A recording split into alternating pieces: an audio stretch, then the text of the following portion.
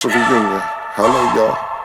I was selling crack on a private jet up in the hell and back. But no confusion, this a reunion. Hello, y'all. Welcome back. Get murder here. He counting money. He said, "Can't man the hell with rap." I'm only here to shit on niggas and piss on bitches. Welcome, man. I put jewelry and bikes, nigga. Black Benzes and white Vigors. Now I'm out here and I'm looking for more chandeliers and light fixtures. Nah. I don't like niggas, what's wrong with me? I'm a hype nigga, but this 44 turn to Michael Jordan. I look and say, take flight, nigga. Welcome back to It Is What It Is. This episode is sponsored by Underdog. The app is an easy way to make some cash just by making picks on your favorite players. Underdog is available in more than 30 states, including California, Texas, and New York, just to name a few. Make sure to support the show by hitting the link in the bio and downloading the Underdog app. Use code MACECAM or STAT to get up to $1,000 in bonus cash with your first deposit and a free pick.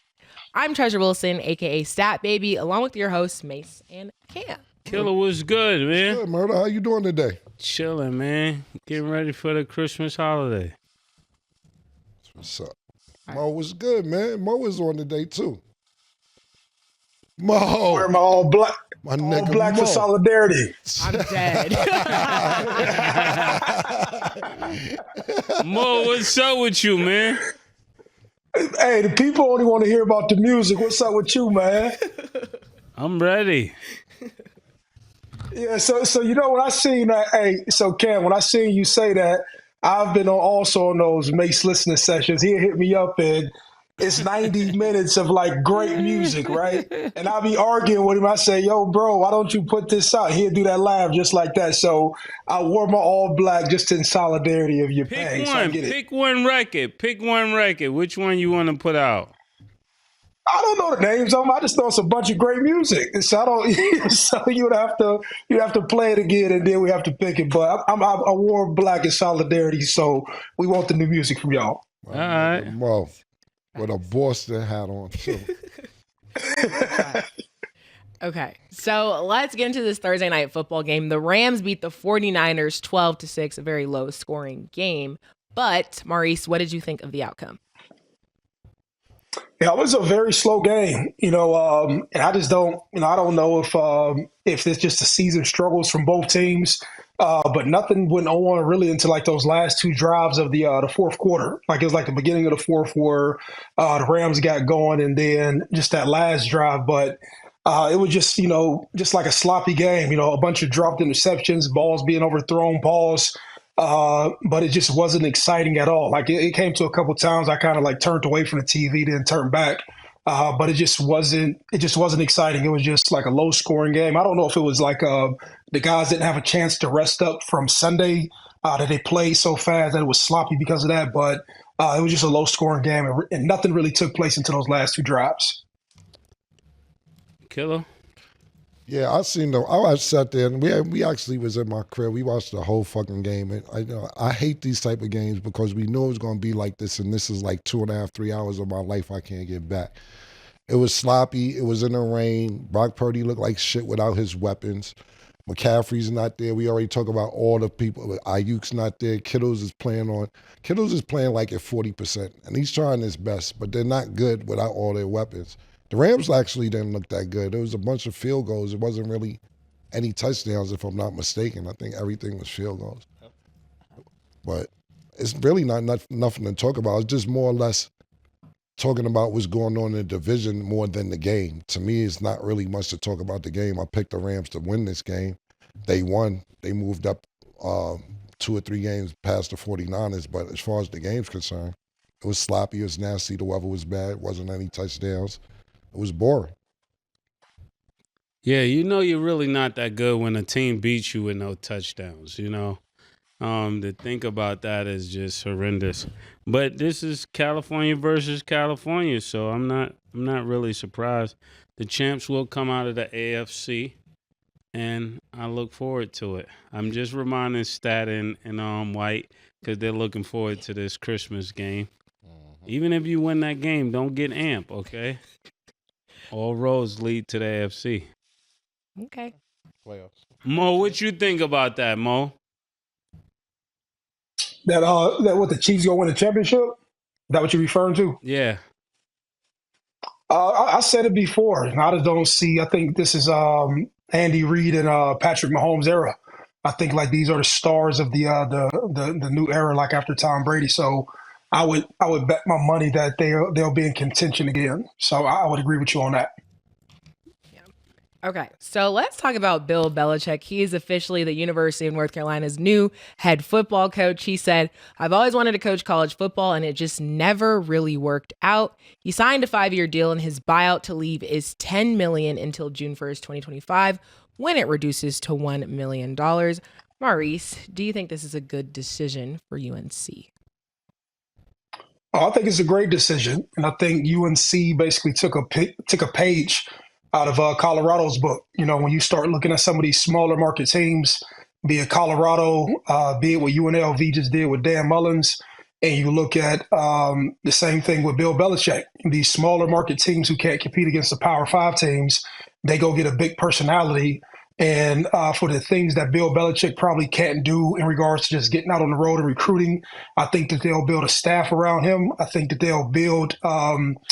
He came out and said that if he had a program, it would be a professionally based program. So I think there's going to be a lot of kids, parents, and other people who push their kids towards him, knowing that the pedigree of him being a head coach and winning with New England for all those years. And so I actually think it's a great move. But also when you have guys who are older and they talk about retirement, I actually don't believe in retirement. I think people take a break from what they do and they obviously come back to what they've been doing for 40 or 50 years. So shouts out to Bill Belichick for doing this. And I think it'll be a great move. Yeah, that's a great way to put it. When it's a call and you can't get away from it. Pause. But I'm gonna go on the record and say it. Bill Belichick is down in North Carolina. North Carolina will win a national championship. It's almost guaranteed. It's almost written in stone, because once he goes down there, he's going to have a type of budget where he could bring all of the things around him that he need to bring to make that a storybook franchise. Program, but it will be ran like a franchise. So I will look forward to a lot of quarterbacks going there. And you said something about Dion. He definitely set the blueprint for this, and I look for a lot of people to start following the same thing. I don't know. I like Bill Belichick, and I fuck with him. Definitely one of my favorite NFL coaches. But I don't know exactly, Mo. You may have more information on how the NIL is going to work down there, how much North Carolina is going to commit to players, etc. If Nick Saban got out of there, I think Nick Saban is a way better college coach than Bill Belichick. And is Bill Belichick going to be able to handle an 18, 19-year-old, 20-year-old, 21-year-old's attitude? That's the thing about it, the gap. I don't think he had a great relationship with adults, let alone kids. Now, if he's going to change his attitude and understand that you're not even dealing with adults, you're literally dealing with people that came out of high school, then maybe it could work. But his attitude, you didn't fuck with Tom Brady, nigga. Tom Brady? How you don't fuck with Tom Brady? You don't like Randy Moss? You get rid of Randy Moss after Tom Brady has his best season ever, 50 touchdowns with Randy Moss. You get rid of Wes Welker. You just be cutting niggas and want to get rid of niggas because you be like, yo, that's that. And these are adults. I don't know if he's going to be able to handle the attitude with kids. And I don't know if his name is going to hold that cachet if the cash ain't coming. You may know more about the money situation, Mo. I don't know how the money's working, but these kids want money. And if they're being allocated money through the school or the state of North Carolina is saying that you can pay players through the school outside of NIL, then it may work. I'm rooting for Bill Belichick because I'm a big Bill Belichick fan. But his personality doesn't speak to work with college kids. This speaks on one, the coach, and niggas in the NFL is like, nah, I'm good. No, that was a good point. Go ahead, Mo. No, I speak to the NILP. So they know that Bill Belichick, just like Prime, can go to the donors and raise more money, right? Okay. So you got more alumni who would just want to come to the games, and then he'll go out here and say, you know, if you give me 10, 15, 20, $30 million, he'll raise that money, right? But also next year you have profit sharing with college kids where you didn't have it before. So Saban left before you had the profit share, and Saban also probably didn't want to go raise money. Bill Belichick just chilling on the sidelines for a year where he probably didn't want to do it in the first place. He like, fuck it. If that's what I got to do, to your point, if the NFL ain't giving me no leeway to get back in, let me go down here with these college kids and be active. Like, I just don't think like if you've game playing your whole life, you can't just transition to sitting on the couch and doing a whole bunch of nothing. That's just my opinion. And so he'll have the money in the same way that these kids go into the transfer portal in December. I think that somebody will allow him to be the GM of a college team. North Carolina's not going to question him. He's had too much success. So I see him acting like the general manager and acting like the head coach and going to get guys out the portal, and then more people, like just more white bread kids who fathers probably love them. These kids were like, yo, we going to play for Bill Belichick. We do it with pride. And I just think it works out for him. That's just my opinion.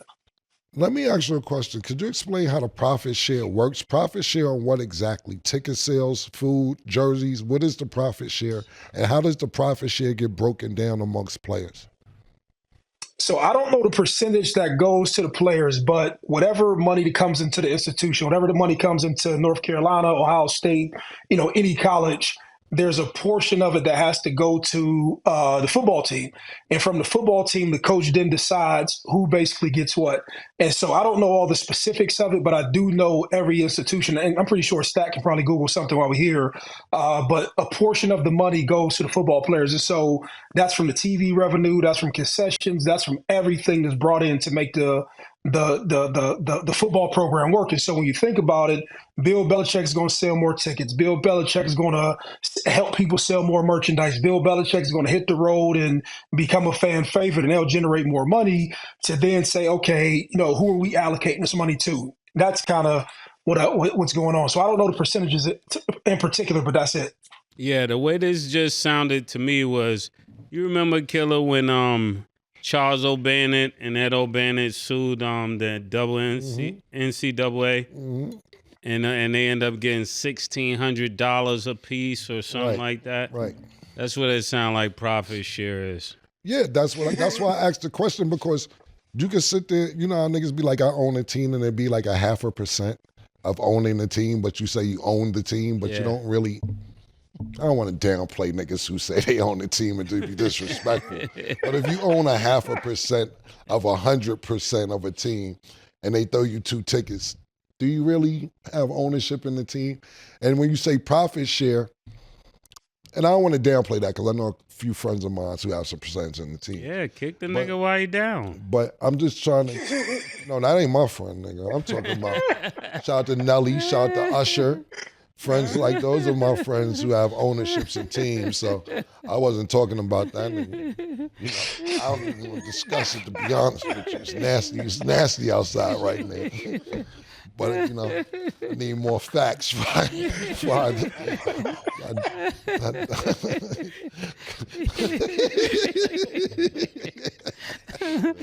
pulled the pause and Killer on Killer. Kick the nigga.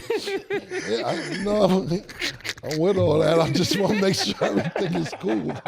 I'll make sure niggas, they know what they talking about. But So did you? kicking is coming.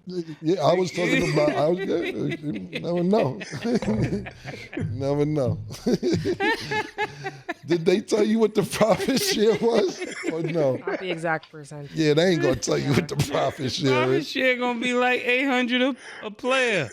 Yeah, they gonna tell you we gave. You know what? That's like this. I owned clubs before, and I've done business with clubs. And what clubs will tell you is this: yo, we'll give you the door. So you get all the money that's made from the door. When like the club owner's gonna let 20 niggas in that's gonna spend $10,000 at the bar. The bar always makes like 300 times more than what the door makes. So they basically gonna tell you, yo, y'all get all the popcorn sales to the players. Y'all split that up and see how that shit work out for y'all niggas. That's my opinion, because they're not being specific on what the profit share actually is. That's just what I think. But I think back to what you were saying, Mo, is that even when you're talking about Bill Belichick, you're talking about people's fathers and mothers, and do the kids respect them? The kids, these niggas don't remember last night. I sat there and seen a kid, mother want him to go to LSU, I believe. And they was, they had a table like this, and everybody, on college day, when these high school kids want you to go. and he pulled out an Alabama ad. She walked off away from my son. Did you see what I'm talking about? Yeah. She was pissed off. She got mad at her son and walked off, and he's like, I just have to do the best thing that's for my life. My mom is best. The kid is 18. But his mom wanted him to go to LSU. Mom threw a tantrum and walked off, threw the hat down and all type of shit. Yeah, those are rivals. Right, exactly. So she was mad that he went to the rival. More of the story is he didn't do what he wanted to do, and he sounded like a young adult at the time, like, you're not going to force me to do what I want to do. This is the best decision for me. So when you're sitting there saying, Mo, and I'm not discrediting what you're saying, I didn't hear you say anything about the kids being excited. You was talking about the parents. And these kids ain't always listening to what these parents want them to do. So like I said, I'm really wishing well for Bill Belichick. I hope he wins. But it's about his attitude. And we've seen a little better attitude with Bill Belichick throughout the last year. I'm talking about him being on Peyton and Eli's show, him being on the roast with Tom Brady, him doing commercials, him being on NFL Live. Niggas is like, yo, Bill Belichick got a personality? I ain't know that shit. So maybe it'll translate into coaching.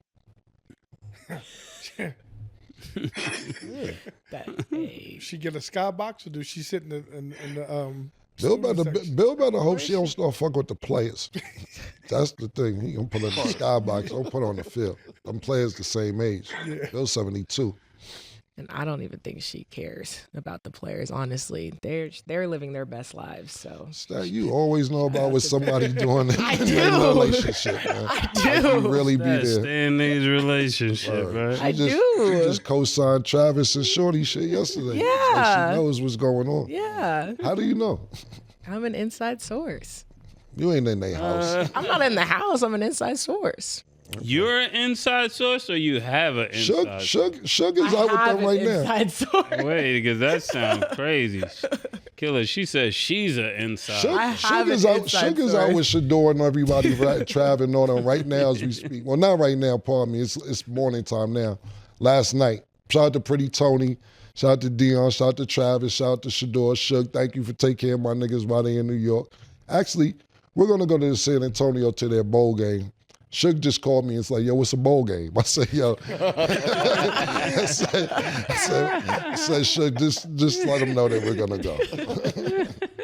Shout out Colorado. So now it's actually time to talk about Coach Prime. So Travis Hunter was just selected as the AP College Football Player of the Year. Maurice, how has Prime's success changed college coaching? And then do you think him winning that award solidifies that Travis will win the Heisman?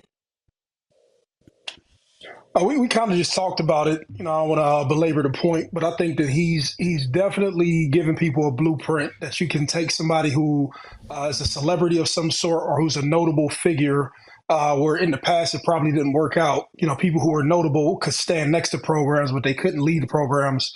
But he's shown that, going to add a celebrity and in the college environment and driving money, he's shown that he can basically give the blueprint for bringing attention to your program to a smaller market team. Colorado, North Carolina, UNLV, all of these people are smaller market teams. And I think that he's shown people that. And I don't know if the body of work that I don't know if you asked about the Heisman, but I don't know if Travis will win the Heisman based upon what the kid at Boise State has done. They both special players, but I think like the kid from Boise State, man, I think they gave him the AP Player of the Year now to justify why they're not going to give him the Heisman. That's just my personal opinion. Wow. I'm going to say this about Deion Sanders because I know a lot of times I give objective views, but when you really think about it, everywhere Deion has went, it seemed like he's made people better and left somebody else to be promoted as he got promoted. And that's a sign of a great leader. Every time he went up, somebody else went up. So when he gets to Jackson State, he leaves there, somebody becomes the head coach. Everybody that took the journey with him succeeded. And another thing, I like the way that the players are being coached in a way that's going to be better for their future. Most time with college coaches and programs, they use the kids for their benefit. And it seems like Deion has really mastered a way and came up with a way. This is how he changed football to me. It seemed like it's more of a blessing for the kids to play in his program than him to coach them. And I think that his hat should come off because of that. Yeah, shout out to Coach Prime, man. Like, he gets so much hate from other coaches, and because he knows how to market. He's a marketing magician. He's magnificent at marketing. Like, you sit there, and his letters of intent this year are from Louis Vuitton, or some silk Louis Vuitton paper out to the new players. You get other coaches that's so mad at him, they say, why are you wearing sunglasses in your press conferences? Why you got your hat to the back? To the point where last season, somebody talked about his sunglasses and said he shouldn't have his sunglasses on indoors, and then he went on and made, what, $2.5 million in a week and a half on sunglasses? He said, yeah, you know what, I'm going to get my own sunglasses. Used the shit that the other coach said against him, and then made $2.5 million. Matter of fact, it was like a month on sunglasses. He knows how to market. Not just that, he really cares about the players. Like, he cares about them kids, and he wants to see them do really well. So shout out to Coach Prime. I know I talk about him a lot. I can't say enough about him. He treats me just like family when I'm in Colorado, and whatever he has going on in the future, I'll be looking forward to it. But Mo, to your point about justifying giving Travis this award as opposed to giving it to, was it Fenty? How you pronounce his last name? I didn't want to say it the wrong way. Fenty. It's one of them sound like Rihanna panties and all that. He nice. He's super duper nice. I fuck with him. But the stat does remain, Mo, that the last 8 players that won the AP College Player of the Year went on to win the Heisman Trophy. So let's hope that trend. Yeah, now you know. So let's hope this trend continues. I hope this isn't a reason they gave him the AP Award of the Year, and now he doesn't get the Heisman, because that trend been going on the last 8 years. So it'll be a real miscarriage of justice if it doesn't continue. But I do like homeboy from Boise State. He's nice. Just Ashton Gentry. Genty. And then, Maurice, real quick, what would be your reaction if Dylan Gabriel did win the Heisman? Is that something that you're expecting at all? I'm just asking. No, I think the whole world will be like, fuck going on. That'd probably be my reaction, but I wouldn't expect him to win it, or I think he'll be there just because they're the number one team in the country. But I don't expect him to even be close to either Ashton or Travis. Got it. Okay, so the Ohio State athletic director says that he is absolutely confident that Ryan Day will be back as the Buckeyes football coach in 2025 despite Michigan's loss. Maurice, do you think that letting go of Ryan Day was ever actually a real thought? And then where do you see things going in the future? No, it's been a crazy topic of conversation just because the record against Michigan. But I think the guy who came from Texas A&M, he's had a chance to do what I've done and be around the program. And so I think that he actually seen why we lost to Michigan up close and personal. And there's a lot of times that I'm down there during the game and he's standing right next to me. And I was surprised that he's an old football player. So he can kind of see what is going wrong, what needs to be addressed in order to move forward and win with Ryan Day. And so it's been a huge – and I was part of the problem last year. You know, I was one of those people who was trolling Ryan Day and saying, you know, man, we need to get somebody else new in here. But just like anything else – you know, until you get up close and kind of see what's going on in somebody's organization, you really don't understand what's going on. And once you start dealing with the facts as to why we lost, and once you're honest with yourself, you'll see that this dude does more good than bad for the program. And I think that's kind of where the AD landed. Well, for the people that are watching, can you share with us the facts? Yeah, and so these are like touchy subjects, right? So when you're a coach, right, and we just talk about the facts of the Michigan game, right? A coach can do nothing more than put a player in position to make a play. The player has to actually execute the play. And I think I can say this without beating the kid up, but you can't go out and miss 2 field goals when they're just chip shots. You know, these are chip shot field goals. You get 6 points. We're not even talking about this. You can't be on the 7-yard line or the 12-yard line going in and you throw an interception, you know, a blatant interception to the person. And this is no knocks to the young kid. You know, we go out there, we make mistakes and kids do things, but it's just not good leadership for the coach to go out here and say, hey, my man, You can't, throw an interception going in on the 12. You can't be coming out of the end zone on the 7-yard line and throw a late and delayed interception. So you just can't have 2 interceptions in a rivalry game that transfers into 2 scores, and you can't miss 2 field goals. If you have that, you're talking about that's another, 20 points that you have, and this is not even a discussion. And so when you're on the field and you're watching this, and the guy's sort of breaking it down as to what happens, the coach didn't go out there and throw the ball. But for the past 2 years, and I'm telling you, I was included in this, people have been trolling him, talking about, man, you need to go ahead and get rid of him and get somebody else in here.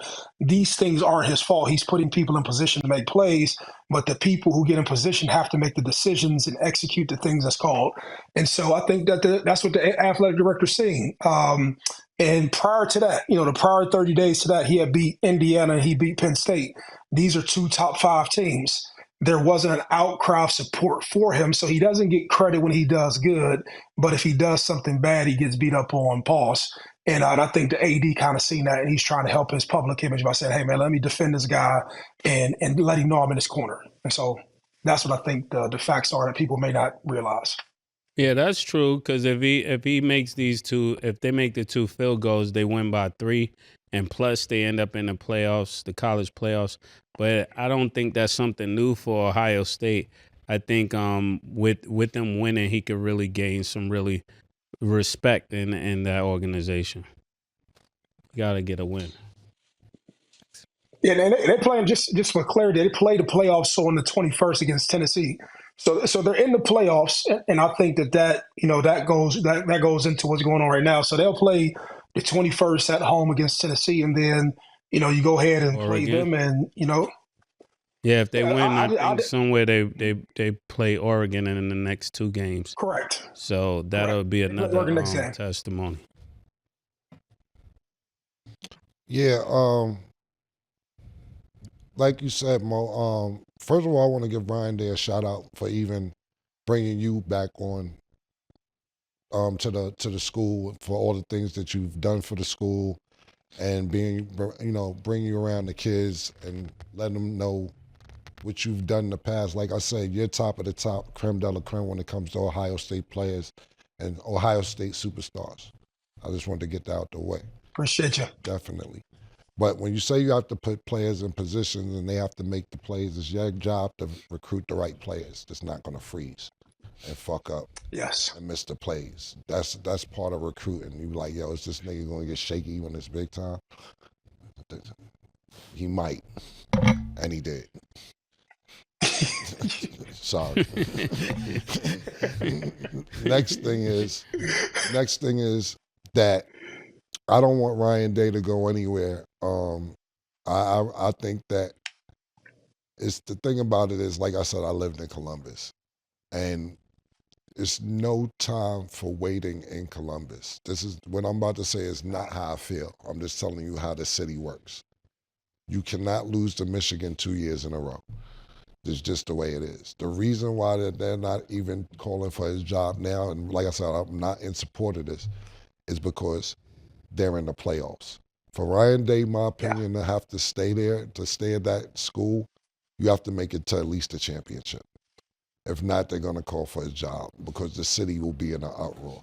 That will make up for losing to Michigan 2 years in a row, at least getting to the championship.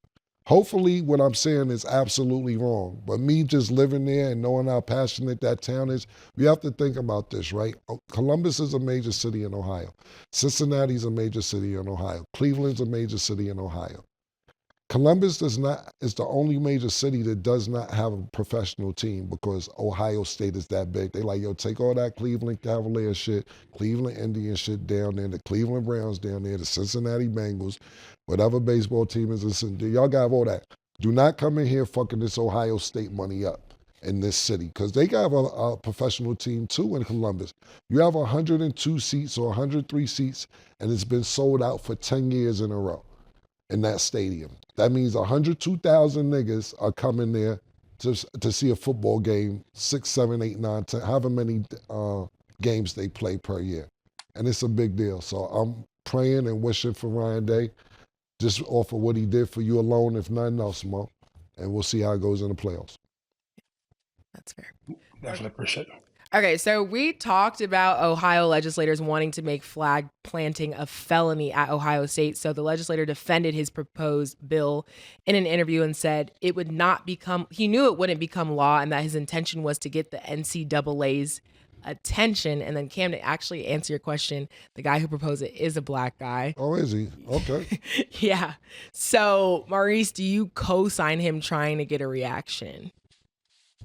No, man, that nigga was clout chasing. And I hated to see it.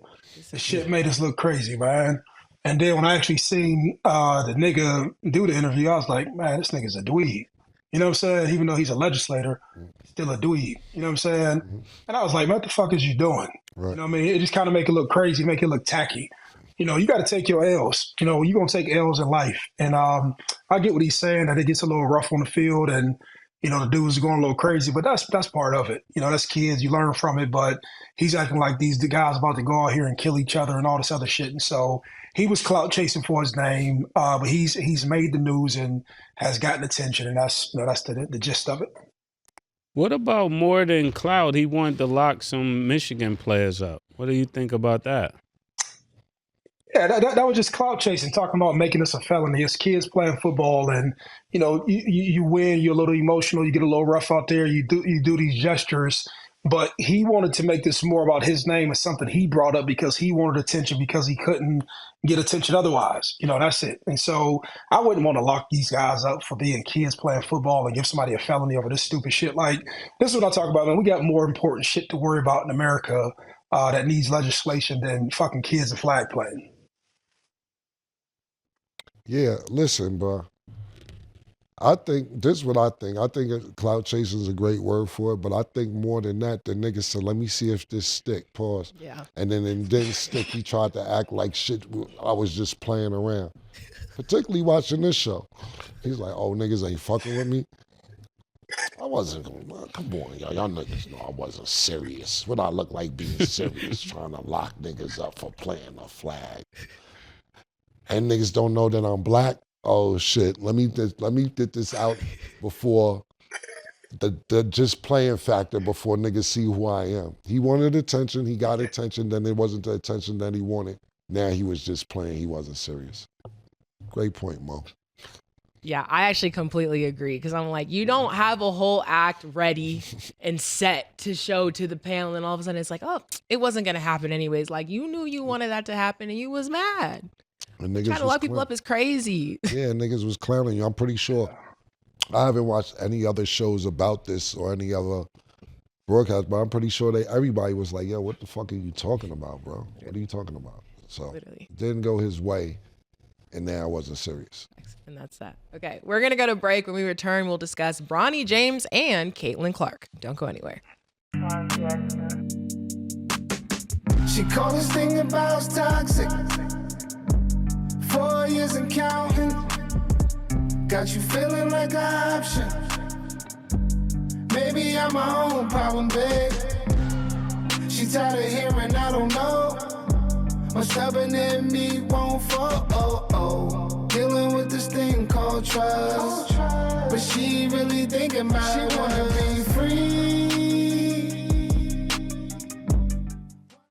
Welcome back. Now let's get into our Underdog picks of the day. Today, the Pacers will play the Sixers.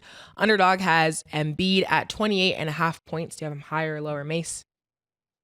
Who the Sixers playing again? The Pacers. I'm going higher. Okay. Lower, pause. Everything low on Embiid till further notice. I got to see what the fuck going on. He don't want to play back-to-back games. He don't want to come to practice. I haven't even seen him play this year because he don't be fucking playing. I'm going to go low. I mean, when he plays, he's nice. Crazy. Yeah, he do. I co-sign that. I don't know what his energy like. I got to watch the game on him before I could actually go anything higher on Embiid till further notice. But when I do see him play, he's nice, but I haven't seen him play this year. And stats, that was just points, right? Yeah. 26? 28.5 points. 28. Oh, pause. Yeah, I'm going to stay.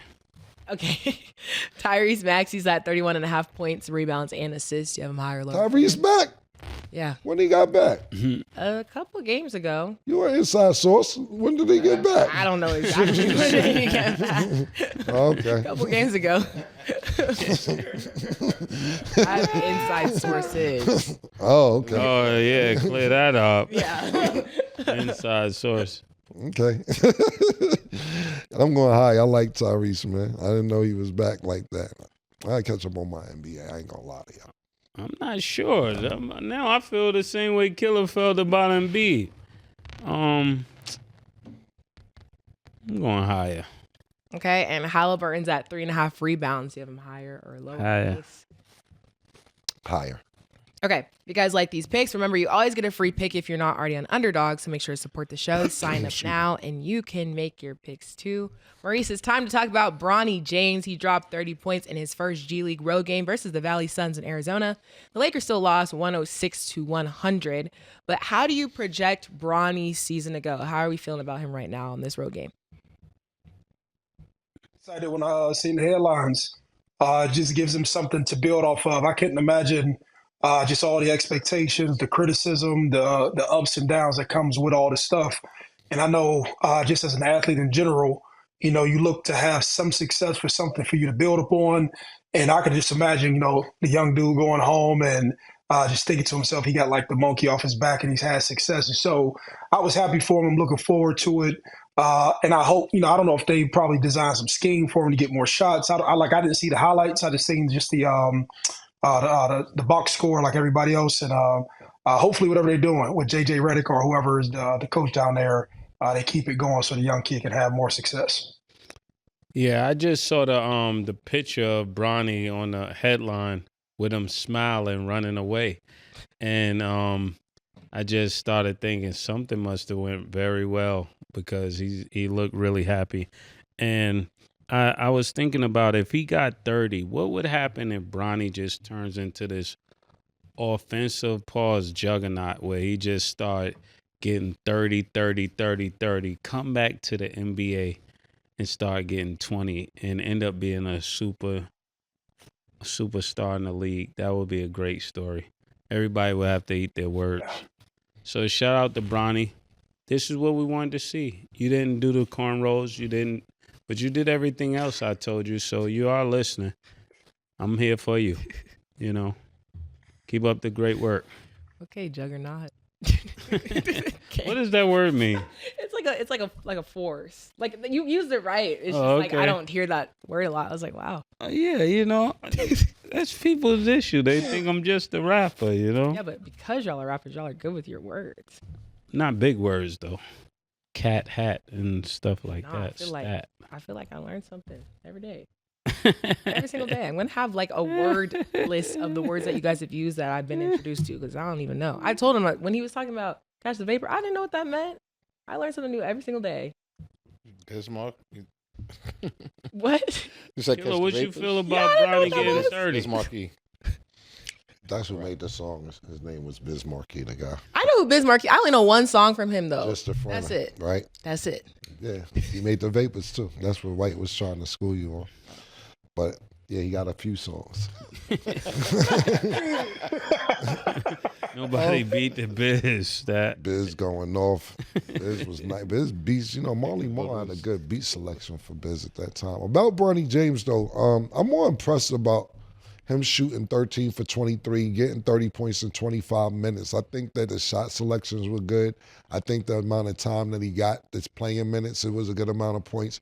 It isn't like he went out there and shot 67 shots to get 30 points. He shot a good shooting percentage, over 50%, and that's what it was more about for me.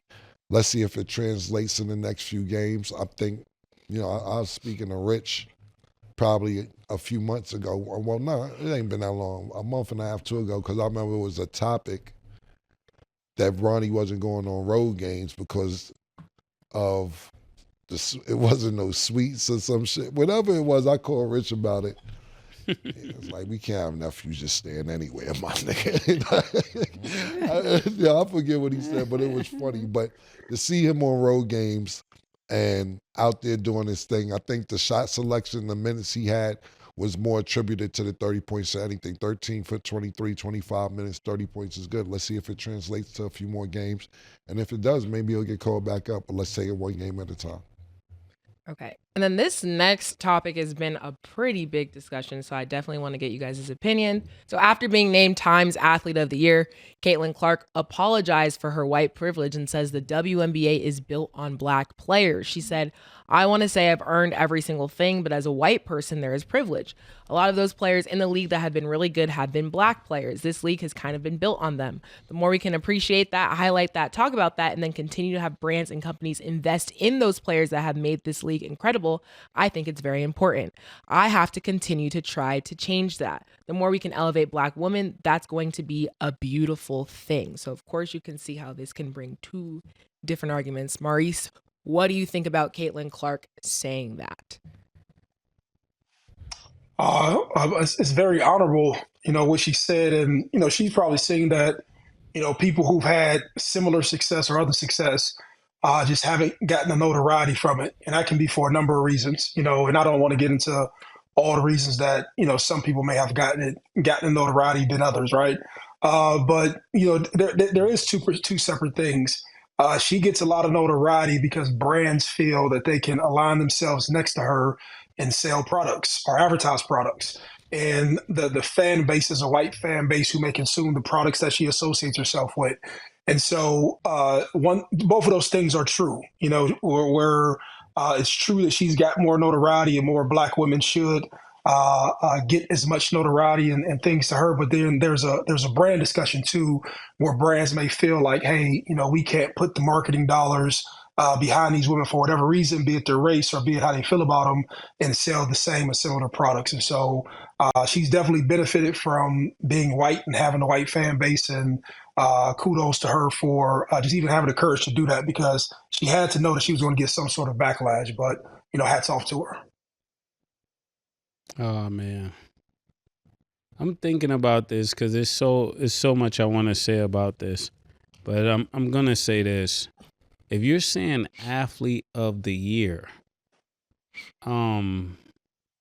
is Terrence Crawford a athlete? Correct. Yeah. Is Tatum an athlete? Yeah. So when they say athlete of the year, do they mean female athlete of the year, or are we talking athletes? The 2024 Athlete of the Year. That's a lot of white privilege. Because I could think of so many people that have had extraordinary years of work. And I know if they were giving her this award, what they were thinking, even if it wasn't privilege. The one argument could be that she played so well in college and then had to struggle and found her way in the WNBA. But I don't think that merits the same accolades as somebody who does it on a professional level and does it so well consistently. Another thing, when she says that this is white privilege, it's great that she said that, but then the real honorable thing is don't take the award. Give the award to the person you believe deserve it.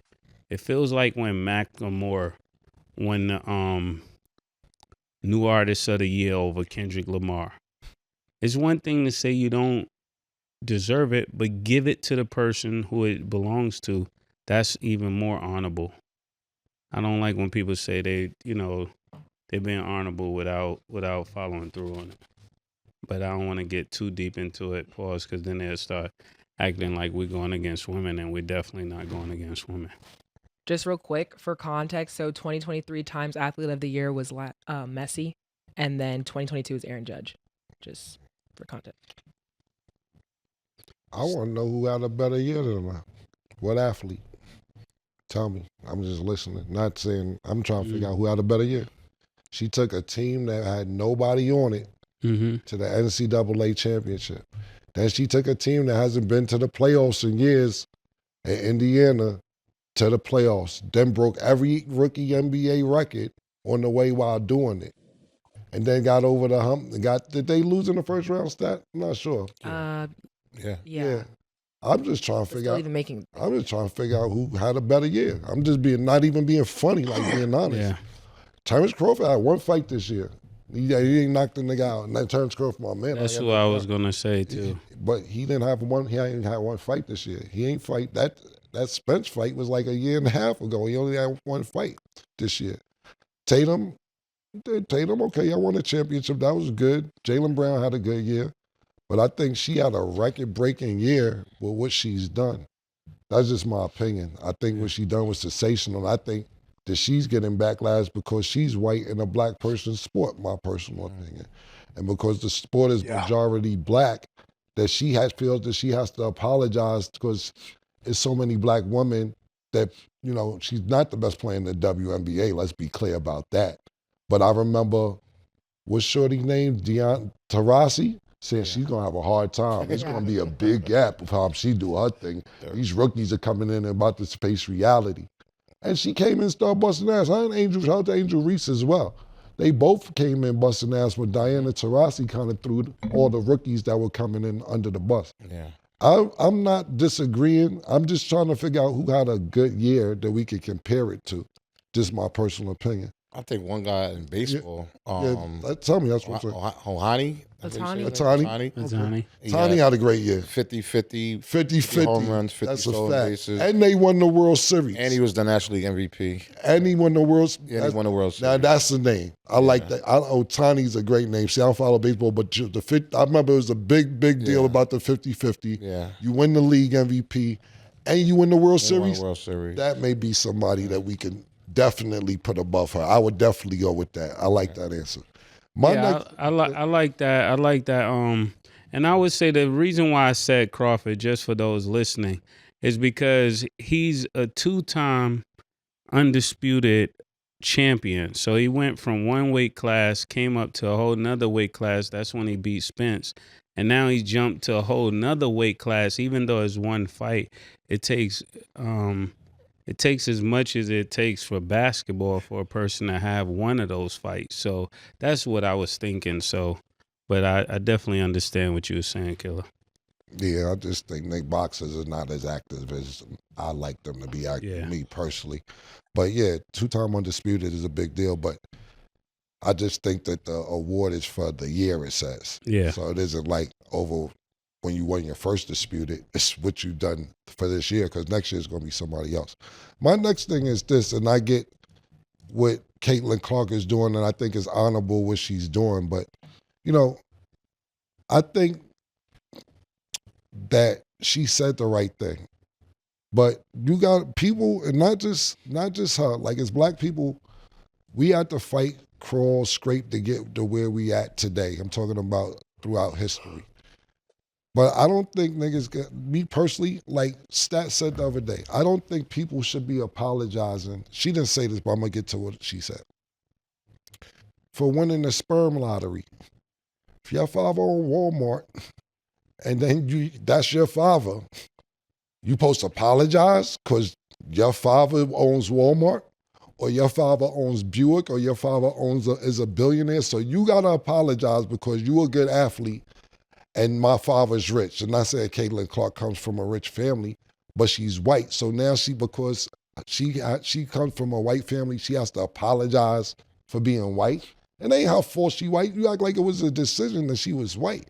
And the reason I'm bringing that up is because when we was talking, and I'm going to say it on the camera, it's like when somebody tries to act like they're something that they're not and a race that they're not. And I won't get into specifics on who she's talking about, but it's corny when you're trying to be something that you're not. Like, yo, I'm the so-and-so, so-and-so. And I don't want to get specific, but just be proud of who you are. I'm just saying that I don't think people need to be apologizing for something that they can't control. If it was something that you can control, I understand that. But dag, okay, Kim, I go play in an all-white, I go play hockey, and I'm the best hockey player. I gotta apologize, like, you know what, my fault, y'all, for using my black athletic skills to be way better than y'all niggas. Does that make sense? Do Tiger Woods gotta go apologizing for kicking ass for 15 years in golf because he's the black person in a majority white person sport? yo, my bad, y'all. I got more accuracy and hit the ball better. That's what I'm saying. And as black people, I get it because what we were suppressed throughout the years. So I understand where Caitlin Clark is coming from, especially playing among so many great players in the WNBA. But you can't help how you were born, in my opinion. I think she's saying she want to win it fair and square. I think that's more so what she's speaking to. She believes she can win it without them helping her. Yeah. To kind of add to your point too, I honestly do think it's just guilt because she's the first WNBA player to win this honor. And we've seen a lot of things back to back, even though she is, playing to the best of her abilities because she's a great athlete. It's like all these things kind of have came to her and all this attention and all these discussions that she never even warranted. She just came to play basketball in the league and people started all these things around her. So I think, especially because we see that she doesn't really speak much on these topics, she saw it as an opportunity like this is a big stage. Let me just say the things that I haven't spoke on throughout the year and throughout the season because people kept saying, dang, Caitlin, why don't you talk about this? Why don't you talk about that? We want to know your opinion on this. And she was very mute. So I think that she took the time when she was being honored to just kind of address all the things that people have kind of been hounding her about throughout the season because she never really had the opportunity to speak on it. During the season, it was strictly basketball. Look, I came to play. Now the season's over. It's off season. Now she can kind of reflect on a lot of the things that were kind of thrown at her. So I think that that's kind of how it translated. But I think to factor in, and other college females could probably attest to this, which I have no knowledge on. For me, just watching the fact, and I'm pretty sure some other WNBA players are going to be like, Cam, I did the same fucking thing, da-da-da-da. But I think what they're attributing is not just the WNBA season, the college shit was all this year. It was kind of back to back. Yes. So that's why I was saying the year. It wasn't just what she did in the WNBA. We got to realize, because Caitlin Clark's success is happening fast, she was just in college this year.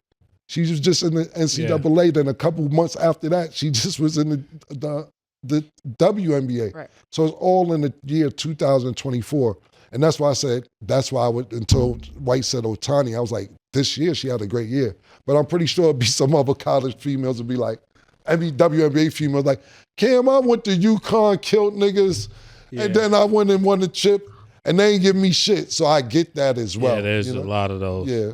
And one of the things that, to your point, Killer, is that when she first came out of college, she didn't even make the USA team. So I think that's one of the objective views to what we're discussing is that how do you become player of the year if you're not, or athlete of the year, if you're not even the best player in your sport?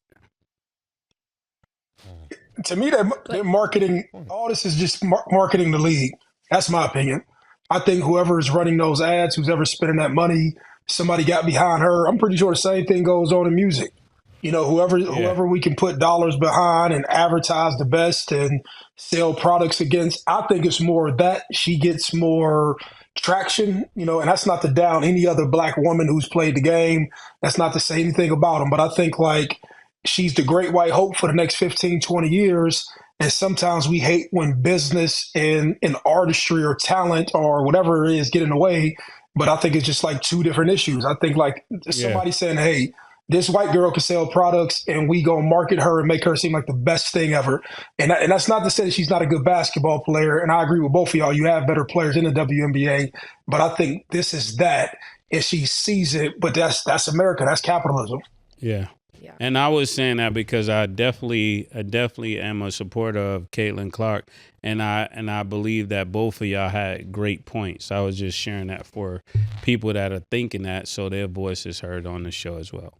Yeah. And then just to kind of add to that too, because I know you're like, well, if she's not the best player, like her impact was huge, because even down to like, if we're talking about music, when they were talking about like the best pop whatever in the 20th century by Billboard, people were like, okay, why is it Beyonce if Taylor Swift? But it's like, some people are like, Taylor Swift, to me, I'm not saying me, to other people, isn't the best, pop singer. Why isn't she first? Like, if she has all this impact. Yeah, that's a question that's always asked. Yeah. So I wanted to make sure that we heard that here, because that's exactly what they would say. Yeah, exactly. Like, if you get Artist of the Year, how are you Artist of the Year? You're not even the best in your neighborhood. Right. That is a a valid point. All good discussions in the comments. Let us know what you guys think. We're going to talk about one more before we wrap. So in general, we've had a lot of talks about athletes and the partners they've chosen. We've seen how Travis Hunter has went viral with his relationship and stuff in general. Want to ask you guys, why do you think it's hard for athletes and entertainers to know if women like them for them or what they have, Maurice? Yeah.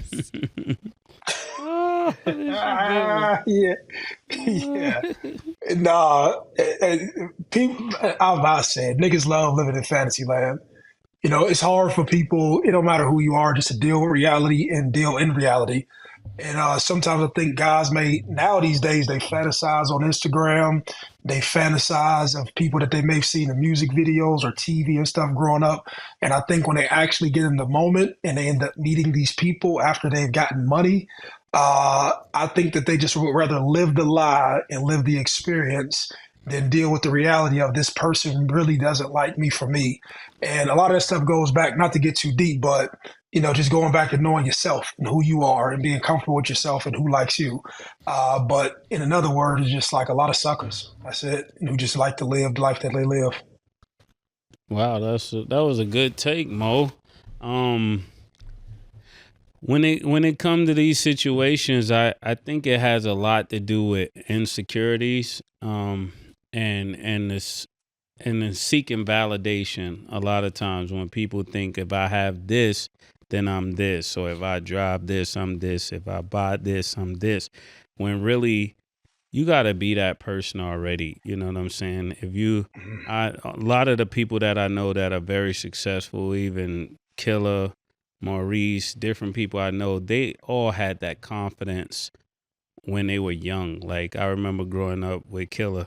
He's not different today. He got the same confidence, the same mindset of what he believes he could do, and I applaud that, because when we look at generations today, it seems like people get the money and the money give them that kind of flair. But even like myself, I believe I'm better than niggas with no money. So if I get money, I feel like it's really a landslide. If I get 100 million, it'll look like 20 billion. But maybe that's just a Harlem thing. We don't lack confidence. Y'all do. Yeah. I'll keep my opinion to myself, man. That. I guess just a girl's perspective. I just feel like you'll never really know. In due time, you will know, because people show their true colors over time. And women can only fake things for a certain amount of time. And if you keep giving her things and that's the only thing that her attention goes to, that kind of shows you what it is. But you'll learn. And you don't want to be sorry. What if their money's limitless? Yeah, what if their money never run out? Exactly. And if you keep giving her that, that's all she knows. She'll be a sugar baby her whole marriage. And that's all she knows. And she'll never change. And that's what she'll want. And she'll keep asking if you keep providing. But you'll never know she's fake. I think you'll be able to tell. And I think people just learn over time that they don't care anymore. If she gonna stay and do what I want and I keep giving her what she wants, then why does it matter? So let me ask this before we go, since you're a woman. When I was talking about worship, I'm talking about people that really love you, not like, nothing weird. I wasn't thinking that. I just got to clear that up. But since you're a woman, can you buy love? Can love be bought? No. Yes. Can you buy attention? Yeah. Depends what you want. What kind of attention can you buy? A lot. Depends what you want. Tell that to the fellas. We know it's this. a lot, and that's why you got to be careful. What because can you buy? cannot Smiles? buy love, but you can buy somebody's attention. So what does buying attention look like? Because I never bought it. Buying attention? Like smiles? It can be shown in different ways. A smile can be fake. Like, what is it? A smile can be fake. What it look like when a dude is buying attention? Buying attention? Because you're going to help guys out there with NIL deals and all kind of things that are buying attention. I just feel like if somebody's around you only when the money come around, you got to have that realization. If you feel like you got to put on a front, if you feel like you got to go like this all the time, and that is not at anybody, let me make that clear. Yeah. If you feel like you got to do that all the time, and it's okay to be a flashy guy, because you should be a flashy guy if you're a flashy guy, but they only come around when the money come around, you'll know and you'll see it. and you'll feel it. Prostitution. Like, it's not even that anymore. That's just that's people's everyday lives nowadays. Everyday lives. Prostitution is legal in Vegas. Definitely legal in Vegas. Definitely. All I would say is watch out, because not everybody's intentions are... Stop, but for real, give us some more ideas of what it looks like when he's buying attention. When he's buying attention, I Yeah, mean, like... give me an example. It's like she only gonna want to go out with you when you take her to dinner. She only want to go out with you in public. She only want to go out if you're paying for her hair, if you're paying for her nails, if you're paying for a bag. She only want to go out if you bought her a flight. Like, it's kind of not making sense if you got to keep buying her love. That's not her love. You're buying her attention. And that only lasts for so long. So be careful. That's all I'm going to say. We knew this, but we wanted to hear it. Okay. Well, that is all the time we have for today. Maurice, thanks for Mo, being we here. appreciate you, man. All black to the death. All black. Mo. Come on. Solidarity. This is solidarity. I'll catch y'all next week. Thank y'all for watching, and as always, it is what it is.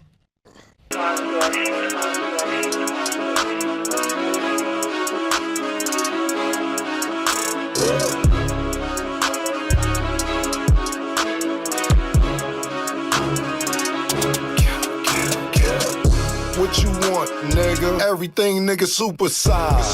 Two Big Macs, like when they doing them 2 for $5.